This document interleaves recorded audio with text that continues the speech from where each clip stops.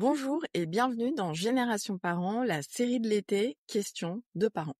Je suis Solane Boquillon-Le Goisiou, la fondatrice de Soft Kids, l'autrice de Préparer aujourd'hui vos enfants au monde de demain et créatrice de la formation Être parent au XXIe siècle.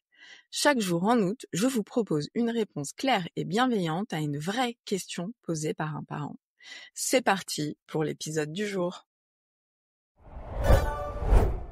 On a un parent qui nous dit « Mon enfant a des difficultés à se concentrer en classe et ne tient pas en place. À partir de quand je dois consulter un neuropsychologue ?» Et d'ailleurs, quand est-ce qu'on se dit je vais chez un psychologue ou chez un neuropsychologue ? C'est pareil, hein. C'est-à-dire que neuropsychologue, c'est une. C'est une spécialité ? Je sais même pas si c'est vraiment reconnu neuropsychologue. C'est un terme. Je suis pas sûr de ce que je dis, mais moi le titre, mon métier, c'est psychologue clinicien spécialisé en neuropsychologie. Donc, je suis psychologue en fait, hein. Donc j'ai une spécialisation sur la neuropsychologie, le fonctionnement cognitif, etc. Mais j'ai des collègues qui sont psychologues cliniciens spécialisés en pathologie. Il y a des collègues qui sont spécialisés dans le monde du travail. Donc on est tous des psychologues, entre guillemets. Donc on est tous issus d'une université de psychologie. On n'est pas médecins. Donc, alors, ce qu'on appelle un bilan neuropsychologique peut être fait par un autre professionnel qu'un neuropsychologue, un psychologue clinicien, un psychologue de l'enfant, du développement peut faire un bilan neuropsychologique. Le terme de bilan neuropsychologique, c'est en fait les outils qu'on va utiliser. On va avoir un regard plutôt cognitif. On va faire par exemple, souvent on propose un test de QI, une échelle de Wechsler par exemple, et on va faire en plus des épreuves cognitives pour mesurer par exemple l'attention, la mémoire ou les fonctions exécutives. Donc quand faire un bilan neuropsychologique, ça dépend. Ça dépend de l'âge de l'enfant, ça dépend de l'impact, du retentissement, ça dépend de plein de choses. Après, est-ce que plutôt le mieux ? Plutôt le mieux, oui. En fait, c'est bien. Alors, plutôt le mieux, mais trop tôt des fois, c'est pas que c'est pas bien, c'est que chez les tout petits, on va faire un bilan qui va être, si l'enfant est participatif, si il est compliant, que le bilan se passe bien, les résultats devraient être valides. Un test, il est passé. Voilà, on parlait tout à l'heure, on évoquait un peu le HPI rapidement tout à l'heure, mais on a des adultes parfois qui veulent faire un bilan QI parce qu'ils veulent savoir s'ils ont un haut potentiel intellectuel, parce qu'ils ont le sentiment que s'ils font un test de QI et qu'on met en évidence un haut potentiel intellectuel, on va leur expliquer qui ils sont. En fait, non, c'est pas le but d'un bilan QI. Un bilan QI, ça mesure des compétences cognitives. Et donc beaucoup de gens en fait qui sont parfois en mal-être pensent que leur mal-être est dû au haut potentiel, alors qu'il n'y a aucun mal-être qui est dû à un haut potentiel. Et ça, c'est important de rappeler, de matraquer les gens sur ça, c'est que il y a des adultes qui sont pas bien dans leur vie pour X ou Y raison, ça peut être des problèmes personnels, de dépression, peu importe, et donc il faut un bilan, ils sont HPI, mais c'est bon, c'est le HPI qui explique mes problèmes, mais jamais en fait. Le HPI n'explique pas les problèmes des gens. Et il faut rappeler que si les gens arrêtent leur démarche de recherche pour savoir pourquoi ils vont pas bien juste parce qu'ils ont un HPI, ils risquent de passer à côté de la vraie cause de leur mal-être. On appelle parfois l'erreur de surattribution. Donc ça, faut faire attention sur ça.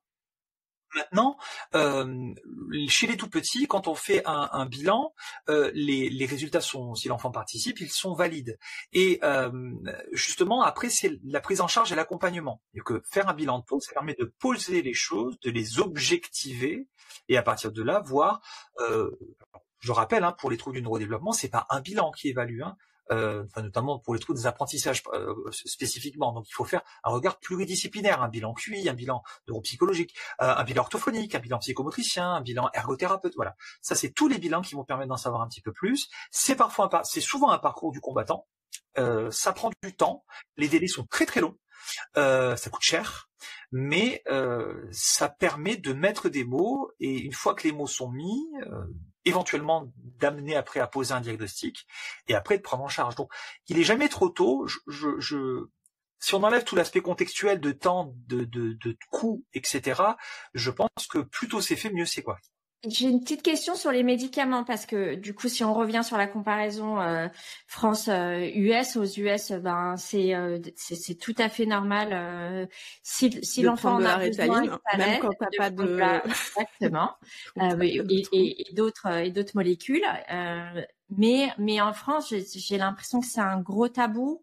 Qu'est-ce que tu préconises, Fabrice? C'est quoi les D'ailleurs, c'est plus remboursé chez l'adulte, la Ritaline, il me semble. Alors, si je suis bien sûr de ce que je dis, si depuis quelques années, c'est à nouveau remboursé. Ok. L'autorisation de mise sur le marché, Et alors, retourner. à vérifier, mais de mémoire, si le diagnostic, il y a quelques années, si le diagnostic de TDAH était posé après l'âge de 18 ans, les médicaments n'étaient pas remboursés. Mais ça a changé depuis quelques années. Mais maintenant, si c'est remboursé pour tout le monde. Alors, les États-Unis, à ma connaissance, je suis pas du tout un spécialiste des États-Unis, mais je crois que les médicaments peuvent être en vente libre, on peut faire des publicités sur les médicaments. Alors, ils sont Barbara. pas en vente libre, mais il y a de la Ouais, publicité, mais c'est pas en vente libre. Il faut une prescription. Ils te les donnent 30 jours par 30 jours. Donc, d'accord. c'est très régulé, c'est quand même hyper encadré. Mais la publicité pour les médicaments, c'est valable pour tous les médicaments. C'est autorisé, c'est voilà comme Voilà. Ça peut l'alcool, augmenter. le tabac, tout ça, c'est toujours. Ok. Les médicaments sont controversés en France parce qu'il y a beaucoup de fausses croyances sur ce médicament. La première, c'est une drogue. Bon, la Ritaline, c'est une drogue et on vous explique que c'est un dérivé d'une amphétamine. Alors, alors, je suis pas pharmacologue, je suis pas psychiatre non plus, donc je vais être très prudent sur ces éléments médicamenteux. Je rappelle aussi que je prescris pas de médicaments, je ne suis pas médecin. Mais c'est pas une amphétamine, la Ritaline, enfin le méthylphénidate, les psychostimulants sont pas des amphétamines. Maintenant, on présente ça comme une drogue et beaucoup de parents ont peur de proposer ce médicament à leurs enfants parce qu'ils pensent que c'est une drogue. Or, c'est un médicament. Alors encore en France, parfois, on a des prescriptions qui l'arrêtent le week-end et les vacances scolaires. Je connais pas une drogue qu'on arrête le week-end. Ça n'existe pas. Il n'y a pas de sevrage. Il n'y a pas d'accoutumance, il n'y a pas de dépendance. Ce qu'on sait que quand une dose elle marche bien quoi. Elle marche, il n'y a pas besoin d'augmenter. Une drogue, en général, on augmente pour avoir les mêmes effets. Mais il y a beaucoup de fausses croyances qui, à mon sens, font partie d'un amalgame. C'est que c'est toujours la question du surdiagnostic. C'est-à-dire que il y a des enfants, effectivement, qui peuvent avoir un diagnostic de TDAH peut-être fait un peu trop rapidement, sans véritablement questionner les autres hypothèses diagnostiques, avec une prescription médicamenteuse qui peut être rapide. Et dans ce cas-là, parfois, ça va pas nécessairement répondre à la problématique. Mais si l'enfant après il arrête la médication, il n'est pas devenu fou. En fait, il est comme avant. Donc, ce qu'on sait, c'est que les effets secondaires de ce médicament, déjà en médecine, on n'a jamais mis en évidence une preuve d'effets secondaires graves. Les effets secondaires qui sont les plus reconnus sur ça, c'est la perte d'appétit. Donc, on suit l'enfant. D'accord, il faut accompagner l'enfant. On peut avoir un retard à l'endormissement. Donc l'enfant va dormir plus tard. Voilà. Donc Palpitations aussi. Comment? Palpitations, moi j'avais beaucoup les palpitations le matin. Alors c'est pour ça qu'en général, quand il faut faire, avant de prescrire le médicament, il faut faire un électrocardiogramme et il faut aussi faire une prise de sang chez l'enfant pour justement s'assurer que d'un point de vue cardiaque, il n'y a rien. Après, la plupart du temps, c'est un médicament qui est extrêmement bien toléré par les enfants. La majorité des parents disent souvent ça nous a changé la vie. Mais attention, le médicament, c'est pas la réponse à tout. C'est-à-dire que c'est pas, il a un TDAH, médicament, et puis on arrête, quoi, c'est fini. Non. Le médicament, de toute façon, déjà, il est en général pas en première intention. On voit que, en général, il rentre en troisième intention. D'abord, on fait de la psychoéducation.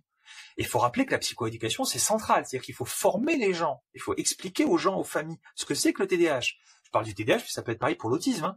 D'abord, on sait que quand on forme les gens, quand on forme les enseignants, quand on forme les gens sur ce que sont les troubles, ça permet de mieux comprendre ce que c'est et au quotidien que ça se passe mieux pour la personne porteuse du trouble. L'enfant, quand le prof il sait ce que c'est qu'un TDAH et qu'il voit son élève qui a un TDAH, ok, il tolère mieux, il est plus patient. Ça améliore aussi les relations intrafamiliales. Quand les parents comprennent un petit peu comment fonctionne leur enfant, ça améliore les relations. Et on sait que le TDAH, en fait, il fait que réduire les symptômes. Il réduit l'impulsivité, il réduit la dysrégulation attentionnelle, émotionnelle, voilà. Mais l'enfant, il va pas être plus intelligent, plus puissant, plus fort, etc. C'est juste que ça va réduire les symptômes. Donc, surtout, c'est l'accompagnement. Après, on met en place des choses, des thérapies cognitivo-comportementales, de la guidance parentale si besoin, voilà. Il y a d'autres choses à mettre en place. Mais le médicament, c'est pas la réponse à tout. En tout cas, de dire que c'est une drogue, c'est pas vrai, c'est pas une drogue. Et chacun son rapport aussi à la Ritaline, parce que moi j'ai vécu 3 ans avec. Ça dépend ce qu'on fait, ça dépend de la période de la vie. Moi je l'ai prise à un moment où je reprenais mes études de jeux vidéo, où je passais mon permis, donc c'est des périodes où j'avais énormément besoin de mon attention. Par contre, je l'ai aussi arrêtée parce que moi je la vivais comme une camisole psychique. J'avais vraiment cet effet qui me bloquait un petit peu le cerveau, donc je perdais aussi en créativité, en spontanéité, et c'était des compétences pour le coup, hein, parce qu'il y a des choses positives aussi dans le TDAH, dont j'avais besoin moi, à la fois dans ma personnalité, hein, aussi avec mes rapports aux autres, parce que je suis apprécié pour ma spontanéité, pour le fait de répondre au tac, pour la vivacité d'esprit qu'ont les TDAH, et voilà, il y a une question de dosage, de période de vie, de contexte, et chacun son rapport à la Ritaline. Moi, je le déconseille pas forcément, mais je conseille pas non plus. Je dis vraiment chacun le vit comme il veut. Moi, personnellement, j'avais l'impression que ça me zombifiait un petit peu. Mais voilà, autour de moi, par exemple, mon copain, lui, m'a dit, je te préférais sous Ritaline quand j'ai arrêté. Bon, effectivement, il préfère la version plus zombifiée, je comprends, mais c'est plus facile à vivre. Mais on n'est pas tout à fait soi-même non plus. Donc voilà, est-ce qu'on veut rentrer dans ça et toujours faut rappeler que c'est le médecin qui prescrit le médicament, c'est le médecin qui donne la posologie. Voilà, c'est le médecin qui décide. Merci d'avoir écouté cet épisode de la série Questions de parents. Si ce contenu vous a parlé, vous a fait réfléchir ou vous a rassuré, pensez à vous abonner à Génération Parents pour ne rien manquer des prochains épisodes. Et si vous voulez aller plus loin dans votre posture éducative, je vous invite à découvrir nos ressources et ma formation en ligne Être parent au XXIe siècle. Un parcours simple, concret et bienveillant pour accompagner vos enfants avec sérénité dans ce monde en mouvement. Le lien est juste dans la description de l'épisode. À demain pour une nouvelle question et d'ici là, prenez soin de vous.